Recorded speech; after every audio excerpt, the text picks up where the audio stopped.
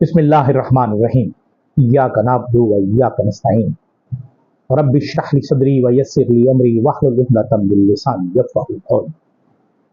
सदक़ल्लाहुल अज़ीम। अस्सलाम वालेकुम। MTL TV के साथ मैं हूं एमटीएल यानी मोहम्मद तस्लीम नकाब। आज भी हम अहम खबरें लेकर आए हैं और खबरों का आगाज हम करते हैं अहमद फरहाद की बाजियाबी। इस तरह हमने आपको बताया था कि अहमद फरहाद को कश्मीर से बाजियाब कराया गया है। कश्मीर के एक कोने से धीर कोट में कल बताया गया था कि जी वो वहाँ एक पुलिस केस में मतलूब थे और वहाँ पुलिस के थाने में बंद है। पुलिस समाज में ये बताया गया था। फिर पता चला कि मुजफ्फराबाद में भी उन पर कोई एक मुकदमा है। बहरहाल आज जब समाअत हुई तो हमारे अटॉर्नी जनरल साहब पेश हुए और उन्होंने फरमाया कि अब चूंकि वो मिल चुके हैं लिहाजा ये केस खारिज किया जाए। जबकि ईमान मजारी जो वकील हैं अहमद फरहाद की मिसेस के, उन्होंने कहा कि हमें तो बाजियाबी तक देखना है और हम चाहते हैं कि ये केस जब तक वो खुद ना आए उस वक्त तक ये केस खत्म नहीं होना चाहिए। जिसके बाद जस्टिस मोहसिन अख्तर कियानी ने अटॉर्नी जनरल की दरख्वास्त को मुस्तरद कर दिया और कहा जब तक अहमद फरहाद पेश नहीं हो जाते उस वक्त तक केस खारिज नहीं होगा।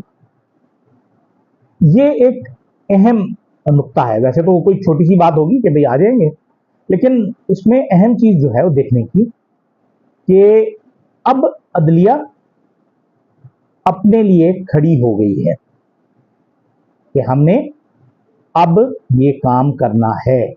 अगर किसी को इंसाफ देना है पाकिस्तान के शहरी को तो इंसाफ देना है, वहां हमने कंप्रोमाइज नहीं करना। अब अगली पेशी में देखें अहमद फरहाद का क्या स्टेटस होता है, क्योंकि इन्होंने फरमाया था हमारे अटॉर्नी जनरल के 2 तारीख तक वो रिमांड पर है और उसके बाद पुलिस रिमांड के बाद फिर वो वहाँ से जमानत होगी या जैसे होगा उन्हें कैसे दिया जाएगा, कैसे पहुँचाया जाएगा, वो जमानत लेकर आएंगे या पुलिस कस्टडी में आएंगे यहाँ, वो तो फिर जब आएंगे और फिर उनका स्टेटमेंट होगा, उनका बयान होगा और फिर पता चलेगा कि क्या हो रहा है। यकीनन ये लम्हा फिक्रिया है। हमारे जो इदारे हैं उन्हें अब सोचना है कि हर शख्स को, हर दूसरे शख्स को आपने गद्दार बनाकर, गद्दार पेश करके उसके साथ दुश्मनों वाला सलूक नहीं करना। मैं अपने तकरीबन हर प्रोग्राम में ये कहता हूँ, मुखालफत होती है, सियासी मुखालफत है, ज़ाती मुखालफत है, लेकिन सियासी मुखालफत को या ज़ाती मुखालफत को इतना नहीं बढ़ाना चाहिए कि वो दुश्मनी में बदल जाए। और हम ये देखते चले आए हैं। हमने बलूचिस्तान में हम देख रहे हैं क्या हो रहा है। बलूचिस्तान में ये सब हो रहा है। केपीके में भी हालात को इतने अच्छे तो नहीं है और तालिबान के नाम पर, इत्तेहा पसंदों के नाम पर, दहशतगर्दों के नाम पर कार्रवाइयाँ जारी हैं। आज़ाद कश्मीर में जो कुछ हुआ या गिलगित बल्तिस्तान में जो कुछ हुआ वो सब हमारे सामने है। अगर हमने आज भी अक्ल के और होश के नाखून न लिए तो शायद हमारा पाकिस्तान जो आज से कई बरस पहले शायद भारत में कोई एक नक्शा छपा था कि उसमें पाकिस्तान जो है वो सिर्फ पंजाब को दिखाया गया था। मुझे लगता यही है कि अब हालात उसी तरफ ही जा रहे हैं और हम ये सोचने समझने के लिए बिल्कुल तैयार नहीं हैं कि हम हालात को बेहतर करें और अनाओं को मारें और मुल्क की खातिर सेक्रीफाइस करें। दूसरी तरफ अगर हम ये देखें कि इस्लामाबाद में जस्टिस जहांगीरी ने 15,000 रुपए जुर्माना लगाया जो इलेक्शन ट्रिब्यूनल के सरबराह हैं, और क्योंकि आरओ नहीं आए थे उन पर 15,000 रुपए जुर्माना लगाया गया। अब 5, 6 और 11 जून को 3 हलकों की समातें हैं। कल जब वो लोग नहीं पहुंचे, ना जवाब जमा कराया, तो उन्होंने ये बात वाज़ेह की कि ये कोई आम सेशन अदालत नहीं है, ये कुछ सिविल सूट नहीं है, ये कानूनी अदालत है, हाई कोर्ट है और इसे हमने एक लिमिटेड टाइम में मुकम्मल करना है। क्योंकि उसमें हमें ये देखना होता है कि क्या होगा। अब जो हमारे इलेक्शन ट्रिब्यूनल में जस्टिस जहांगीरी ने तमाम उम्मीदवारों से कहा कि आप अपने फॉर्म 45, 46, 47 ले आइए, सर्टिफाइड कॉपी ले आइए और जमा करा दीजिए। और उसूल भी यही है कि हारने वाले और जीतने वाले सब जमा करा दें, फॉर्म 45, 46, 47, उससे सब कुछ वाजे हो जाता है। लेकिन क्योंकि उसके साथ उन्होंने हलफ, बयान हलफी भी मांगा है, और ये बयान हलफी जो है ना, ये बड़े खतरनाक है कि अगर मैं ये बयान हलफी देता हूं कि ये जो मैं फॉर्म 45, 46, 47 जमा करा रहा हूं ये दुरुस्त हैं और उसमें गलत निकल आए, तो फिर मैं मुजरिम करार दिया जाऊंगा और फिर उसके बाद सीधा जेल।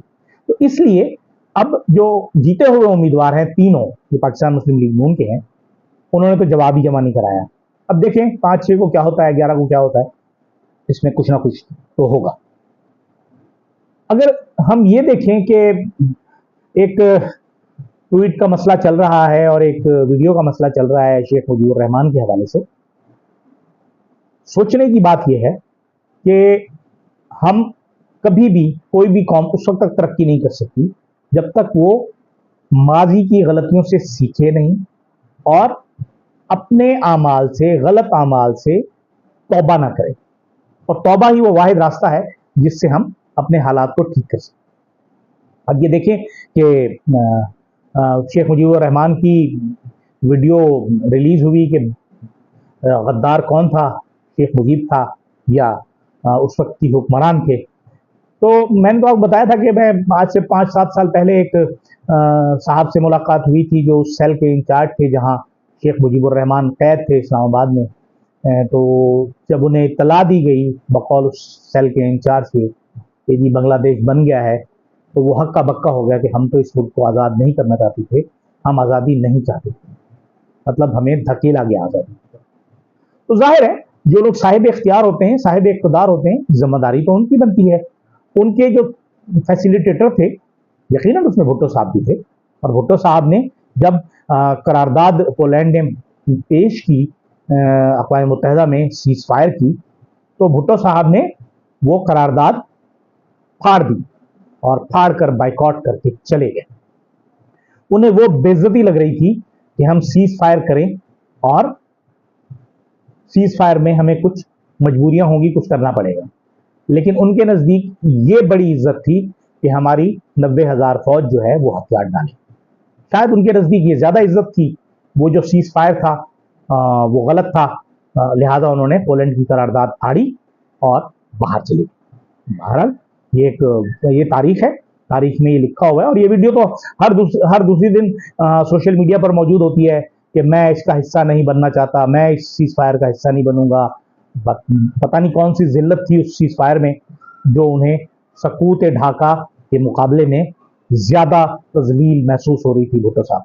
बहरहाल तो अब दूसरी तरफ अगर हम देखें कि मखसूस नशिस्तों का जो मामला है ना, वो अब आगे बढ़ रहा है। काजी फायज़ साहब ने उसके लिए जो दस्तयाब जजेस हैं उन पर मुश्तमिल फुल कोर्ट तश्कील दिया है और वो पीर को समाअत करेगा।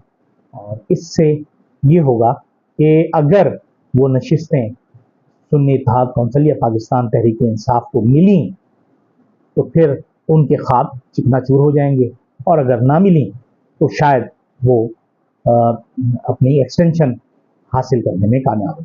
लेकिन अगर एक्सटेंशन हासिल कर लेते हैं तो उसमें नुकसान किसका है? यकीनन 2-3 चीजें हैं कि या तो टेन्योर बना देंगे हेड ऑफ चीफ जस्टिस का, या हेड ऑफ यूनिट का, हेड ऑफ सुप्रीम कोर्ट का, या सबकी जो है वो बढ़ा देंगे उम्र की हद। इस वक्त 65 साल है तो 68 साल कर दें, और इसी तरह हाई कोर्ट के जो जजेस हैं वो 62 से उनकी भी 3 साल बढ़ा दें।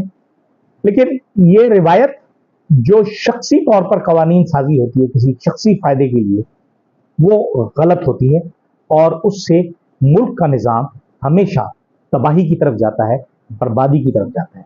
और हम चाहते यही हैं कि इसका फैसला ऐसा आए जो पाकिस्तानी अवाम के लिए बहुत ज़्यादा काबिल कबूल हो, क्योंकि पाकिस्तानी अवाम भी यही चाहते हैं कि हमने जिसे वोट किया है हम उन्हीं को ही नशिस्तें मिलनी चाहिए। उम्मीद है कि हालात बेहतर होंगे और हम अच्छाई की तरफ जाएंगे। इजाज़त दीजिए।